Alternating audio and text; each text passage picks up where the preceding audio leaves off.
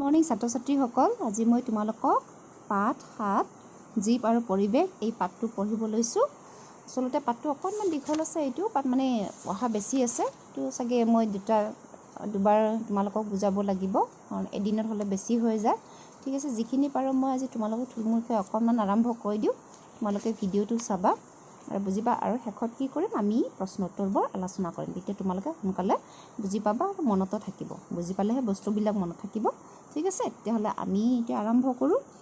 জীৱ আৰু পৰিৱেশ। পৰিৱেশ মানে মই যোৱাকালি তোমালোকক আগৰ 6 নম্বৰ পাঠ 6ত কৈয়ে দিছিলোঁ, কিন্তু ইয়াতে ধুনীয়াকৈ এটা বাক্যত লিখি দিয়া আছে, মই এই লিখি দিয়াটোকে তোমালোকক কৈ আছোঁ। কি কৈছে? আৰু জীৱ মানে জীয়াই থকাবোৰকে জীৱ বুলি আচলতে কয়। পৰিৱেশ বুলিলে আমাৰ চাৰিওফালে থকা বায়ু, পানী, মাটি, উদ্ভিদ আৰু প্ৰাণী সকলোকে বুজায়। অৰ্থাৎ পৰিৱেশ বুলিলে আমি চাৰিওফালে, আমাৰ যে চাৰিওফালে থকা কি থাকে, বায়ু থাকে, পানী, মাটি, উদ্ভিদ আৰু প্ৰাণী সকলোকে বুজায় বুলি কৈছে। এইবোৰ নোহোৱাকৈ আমি জীয়াই থাকিব নোৱাৰোঁ। আমি জানোৱেই এইবোৰ নোহোৱাকৈ আমি জীয়াই থাকিব নোৱাৰোঁ, কাৰণ বায়ু নহ'লেতো আমি নোৱাৰোৱেই। ঠিক তেনেকৈ পানীও আমাক লাগে, পানী নহ'লে আমি জীয়াই থাকিব নোৱাৰোঁ। আৰু মাটিটো আমি জানোৱেই, মাটি নহ'লে আমি ক'ত থাকিম, সেইটোৱে। গতিকে কি কৰি বুলি কৈছে, এইবোৰ নোহোৱাকৈ আমি জীয়াই থাকিব নোৱাৰোঁ বুলি কৈছে। সেইটো সঁচা কথা, আমি জানো। আৰু ইয়াতে আমাৰ এটা পৰিৱেশ, এটা চিত্ৰ দেখুৱাই দিছে ধুনীয়াকৈ। চোৱা, ইয়াতে এটা পুখুৰী, হাঁহবোৰে ধুনীয়াকৈ পুখুৰীৰ পানী চৰি আছে। ইয়াতে মানে খোলা জেগা, তাতে গৰুবিলাক ঘাঁহ খাই আছে। এইবিলাক ঘৰ এনেকৈ আছে, গছ গছনি এনেকৈ বহুতকেইটা আছে। ইফালে দূৰত তোমালোকে পাহাৰ দেখিছা, এইবোৰ ওপৰত এইবিলাক যেনিবা আকাশ, এনেকৈ এইবোৰ আমাৰ তাৰমানে এটা আমাক ছবি দেখুৱাই দিছে। ঠিক আছে, এতিয়া চোৱা, উদ্ভিদবোৰে নিজৰ আহাৰ নিজে তৈয়াৰ কৰিব পাৰে। আমি পাঠ 6ত পাইছিলোঁ যে কি উদ্ভিদবোৰে কি কৰে, নিজৰ আহাৰ নিজে তৈয়াৰ কৰিব পাৰে। গতিকে খাদ্যৰ বাবে এইবোৰে আনৰ ওপৰত নিৰ্ভৰ কৰিব নালাগে। আৰু নিজৰ আহাৰ নিজে সিহঁতে তৈয়াৰ কৰি ল'ব পাৰে কাৰণে সিহঁতে খাদ্যৰ বাবে বেলেগৰ ওপৰত কি কৰিব, নিৰ্ভৰ কৰিব নালাগে বুলি কৈছে। যেনে আমি মানুহে কি কৰে, খাদ্যৰ বাবে বেলেগৰ ওপৰত নিৰ্ভৰ কৰিব লাগে। আমি ভাত খাওঁ, বেলেগৰ ওপৰত নিৰ্ভৰ কৰিব লাগে। পাচলি খাওঁ, আমি পাচলিও বেলেগৰ পৰাহে লওঁ, আমিতো নিজে বনাব নোৱাৰোঁ পাচলি, হয়নে নহয়? যেনে যিবোৰ শাক পাচলি খাওঁ সেইটো, সেইকাৰণে এনেকৈ আমি চব বস্তুৱে, আমি খোৱা বস্তু বেলেগৰ পৰাহে আমি লওঁ।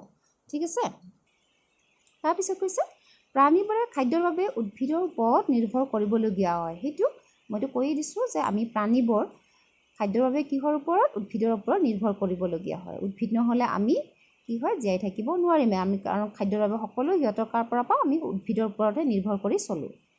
উদাহৰণস্বৰূপে তোমাৰ বিদ্যালয়ৰ চৌহদত থকা ঘাঁহনি ভঁৰাললৈ ভালদৰে লক্ষ্য কৰিলে দেখিবা যে সৰু সৰু ঘাঁহবোৰক কীট পতংগ আৰু ফৰিঙে খায়। এইটো হয়, সৰু সৰু যে ঘাঁহ থাকে সিহঁতক সৰু সৰু কি কৰে, কীট পতংগবোৰে খাই থাকে পাতবোৰক। সেইটো আমি জানোৱেই যে সিহঁতে এইটো যেনেকৈ দেখিছা, এইটো সৰু ঘাঁহ, ইয়াতে কীট পতংগই খায় যে, ইয়াক এনেকৈ খায়। কেতিয়াবা আমি শাক পাচলিৰ পাততো দেখা পাওঁ নহয়, আমাৰ শাক পাচলি, লাও, কোমোৰা, এইবিলাক পাতবোৰ মানে এনেকৈ ফালি থকা, এইবোৰ কি কোনে খায়, এই কীট পতংগবোৰে খায়। ফৰিঙক ভেকুলীয়ে খায়, ছবি দিছে, এই ফৰিং ঘাঁহ খাইছে, আকৌ কোনে খায় বুলি কৈছে, ভেকুলীয়ে ফৰিঙক খায় বুলি কৈছে। ভেকুলীক কোনে খায় বাৰু? এতিয়া ভেকুলীক কোনে খায়? ফৰিঙকতো ভেকুলী খায়, ভেকুলীক কোনে খায়? ভেকুলীক সাপে খায়। এইটো সাপে আকৌ কাক খায়, ভেকুলীক খায়। সাপক চিলনীয়ে খায়, আৰু আকৌ সাপক কোনে খায়, চিলনীয়ে খায়। তাৰমানে এনেকৈ এটাৰ ওপৰত এটা, চিলনীয়ে সাপক খায়, সাপে ভেকুলীক খায়, ভেকুলীয়ে কাক খায়, ফৰিঙক, ফৰিঙে ঘাঁহ খায়। এনেকৈ এটাৰ ওপৰত এটা এনেকৈ আমাৰ হৈ আছে তাৰমানে। ঠিক তেনেদৰে ধান চাউল আদি নিগনিয়ে খায়, নিগনিক আকৌ মেকুৰীয়ে খায়, এনেকৈ থাকে। ধান চাউলটো জানো আমি কোনে খায়, নিগনিক খায়, নিগনিয়ে খায়, আৰু নিগনিক আকৌ কোনে পালে, মেকুৰীয়ে ধৰি ধৰি খায়, হয়নে? তাৰপিছত ইফালে পেজত কি আছে, তলৰ ছবিকেইখন চাই কোনে কাক খায় লিখা। ইয়াতে ছবিকেইখনক চাব দিছে আৰু কোনে কাক খায় লিখিব দিছে। এইটো দেখিছা নহয়, তোমালোকৰ কিতাপত আছে নহয়, সেউজীয়া ঘাঁহ। সেউজীয়া ঘাঁহ কোনে খায়? গৰু, ছাগলী এনেকৈ খায়, তৃণভোজীবোৰে। এইটো হৰিণে ইয়াক খায়, এনেকৈ কাৰ্চিন দেখুৱাই দিছে। আৰু এইটো বাঘ, বাঘে কাক খায়, হৰিণক খায়, এনেকৈ দি দিছে। ইয়াৰ নামবোৰ ইয়াতে আমি তলে তলে লিখিব লাগিব। ঠিক আছে, তোমালোকে নিজৰ নিজৰ কিতাপত লিখিবা। এইটো ঘাঁহ, ইয়াতে হৰিণ আৰু ইয়াতে হ'ব বাঘ।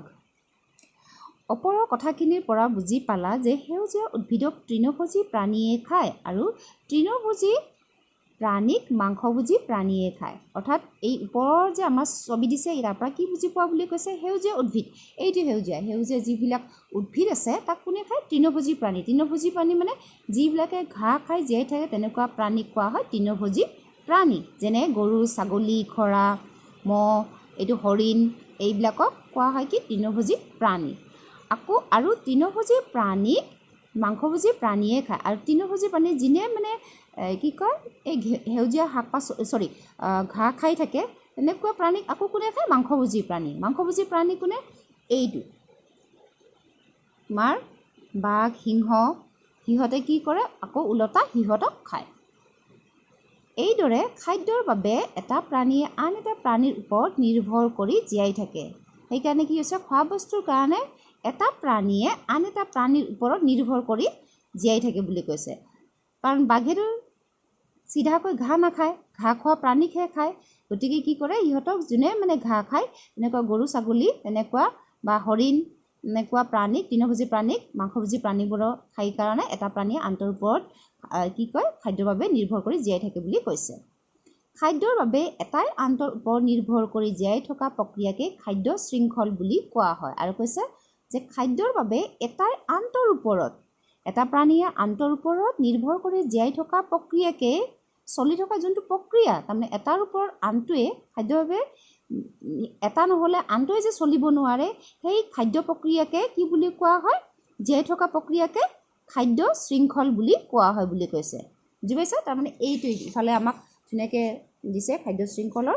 এইটো চা, যদি ঘাঁহ নহয় তেতিয়াহ'লে কীট পতংগ নাথাকিব, কাৰণ ঘাঁহ নহ'লে ইহঁতে কি খাব, ইহঁতে খাব নাপায় মৰি যাব।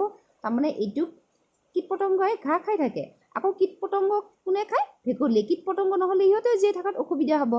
অ'কে, সেই কীট পতংগ ঘাঁহ থাকিলেহে কীট পতংগ থাকিব, কীট পতংগ থাকিলেহে ভেকুলীও থাকিব, ভেকুলী থাকিলেহে সাপ থাকিব। কাৰণ সাপক সাপে যিহেতু ভেকুলী খায়, ভেকুলী খাব নাপালে ইহঁতে কি খাব, খাব নাপায় জীয়াই থাকিব নোৱাৰিব, মৰি যাব। সেইকাৰণে এইটো তেনেকুৱা। আকৌ চিলনীয়ে সাপ থাকিলেহে সিহঁতেও থাকিব, কাৰণ সিহঁতে সাপক খাই জীয়াই থাকে। গতিকে এটা আনটোৰ লগত জড়িত হৈ যায়। এই যদি নাথাকে এই নাথাকিব, এই যদি নাথাকে এই নাথাকিব, এই যদি নাথাকে এই নাথাকিব, আৰু এই যদি নাথাকে এই নাথাকিব, এনেকুৱা তাৰমানে। ঠিক আছে? গতিকে আমাক এই সকলোবোৰে লাগে। আৰু এনেকুৱা চলি থকা এটাৰ ওপৰত আনটোৱে চলি থকা যোনটো প্ৰক্ৰিয়া, সেই প্ৰক্ৰিয়াকে কোৱা হয় কি কয়, এইটো খাদ্য শৃংখল বুলি কৈছে। যে খাদ্যৰ বাবে এটাই আনটোৰ ওপৰত নিৰ্ভৰ কৰি জীয়াই থকা প্ৰক্ৰিয়াকে কি বুলি কোৱা হয়, খাদ্য শৃংখল বুলি কোৱা হয়। বুজি পাইছা নহয় এইখিনি? এতিয়া দেখা, চিন্তা কৰি লিখা। হৰিণা, জিৰাফ, হাতী আদি প্ৰাণীক আমি কিয় তৃণভূমিত দেখা পাওঁ? এতিয়া হৰিণা, জিৰাফ, হাতী আদি প্ৰাণীক কিয় আমি তৃণভূমিত দেখা পাওঁ? য'ত তাৰমানে ঘাঁহ থাকে তেনেকুৱা ঠাইক কোৱা হয় তৃণভূমি। আমি ঘাঁহ থকা জেগাত হৰিণা, জিৰাফ, হাতীক কিয় দেখা পায় বুলি কৈছে। তৃণভোজী প্ৰাণীবোৰ আমাৰ পৰিৱেশৰ পৰা নোহোৱা হ'লে কি হ'ব? আৰু যদি এই তৃণভোজী প্ৰাণী অৰ্থাৎ ঘাঁহ খোৱা প্ৰাণীবোৰ যদি আমাৰ পৰিৱেশৰ পৰা নোহোৱা হয় তেতিয়াহ'লে কি হ'ব বুলি কৈছে। তোমালোকক এইটো সুধিছে। ক্লাছত হ'লেতো মই তোমালোকক উত্তৰ দিব পাৰিলোঁ হয়ে। তোমালোকে এইটো যদি প্ৰশ্নটো মই কোৱাটো বুজি পাইছা তেতিয়াহ'লে তোমালোকে মোক গ্ৰুপত মেছেজ কৰি উত্তৰ দিবা হা। এই দুটা খাদ্য শৃংখলত আহাৰৰ বাবে এটা জীৱ আন এটা জীৱৰ ওপৰত নিৰ্ভৰ কৰে। মই কৈয়ে দিছোঁ যে খাদ্য শৃংখলৰ বাবে কি কৰে, আহাৰৰ বাবে মানে খোৱা বস্তুৰ বাবে এটা জীৱ আন এটা জীৱৰ ওপৰত নিৰ্ভৰ কৰে। এইটো হয়েই। ইফালে মই ছবি দেখুৱাই দিছোঁ নহয়, এইটো এটাৰ ওপৰত আনটো নিৰ্ভৰ হৈ, এটা নহ'লে এটাই জীয়াই থাকিব নোৱাৰিব, হয়নে নহয়? সেইটোকে কৈছে নিৰ্ভৰশীল বুলি কৈছে। কোনো এখন ঠাইত তৃণভোজী প্ৰাণীৰ সংখ্যা বাঢ়ি গ'লে গছ গছনিৰ সংখ্যা কমি যাব। যদি কোনো এটা ঠাইত তৃণভোজী তাৰমানে ঘাঁহ খোৱা প্ৰাণীবোৰ যদি বাঢ়ি যায়, সংখ্যা যদি বেছি হৈ যায় তেতিয়াহ'লে কি হ'ব, গছ গছনিৰ সংখ্যা কমি যাব, কাৰণ খাই শেষ হ'ব, হয়নে নহয়? সেইকাৰণে কৈছে গছ গছনিৰ সংখ্যা কমি যাব বুলি কৈছে। ইয়াৰ ফলত তৃণভোজী প্ৰাণীয়ে খাদ্য নাপাব। তাৰ ফলত কি হ'ব, তৃণভোজী প্ৰাণীয়ে খাদ্য নাপাব, কাৰণ গছ গছনি যদি কমি যায় তেতিয়াহ'লে খোৱা বস্তু সিহঁতে নোপোৱা হৈ যাব। কিন্তু সেই ঠাইত মাংসভোজী প্ৰাণীয়ে তৃণভোজী প্ৰাণীক খোৱাৰ ফলত গছ গছনিৰ সংখ্যা কমি যোৱাৰ সম্ভাৱনা নাথাকে। কিন্তু সেই ঠাইত যদি আকৌ মাংস খোৱা প্ৰাণী যায় তেতিয়া মাংস খোৱা প্ৰাণীবোৰে তৃণভোজী প্ৰাণীক খাব, আৰু তৃণভোজী প্ৰাণীক খোৱাৰ লগে লগে কি হ'ব, গছ গছনিৰ সংখ্যা কমি যোৱাৰ সম্ভাৱনা নাথাকে, তাৰমানে কমি নাযাব। কাৰণ ইহঁতেও কম হৈ যাব, তৃণভোজী প্ৰাণী কমি যোৱাৰ লগে লগে কি হ'ব, গছ গছনি আকৌ হ'ব, সেইটো কথা কৈছে। সেইকাৰণে কমি নাযাব বুলি কৈছে। এনেদৰে প্ৰাণীবোৰে ইটোৱে সিটোক খাই পৰিৱেশৰ সমতা ৰক্ষা কৰে। সেই তাৰমানে এনেদৰে বুলি কৈছে, প্ৰাণীবোৰে ইটোৱে সিটোক মানে মাংসভোজী প্ৰাণী তৃণভোজীক এনেকৈ খাই কি কৰে, পৰিৱেশৰ সমতা, যিটো সমতা সেইটো ৰক্ষা কৰে বুলি কৈছে। তলৰ ছবিখন চাই দলত আলোচনা কৰি লিখা। এতিয়া আমাক এই ছবিটো চাই আলোচনা কৰিব দিছে। এইটো কি দেখিছে, ধানক কোনে খায়, এইটো নিগনিয়ে খায়, হয় নে নহয়? আৰু নিগনিক কোনে খায়, এই সাপে।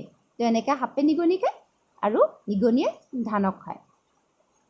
সাপৰ সংখ্যা কমি গ'লে কি হ'ব বাৰু? যদি সাপৰ সংখ্যা কমি যায়, এই যদি কমি যায় ইয়াৰে সংখ্যা, তেতিয়াহ'লে কি হ'ব বুলি কৈছে।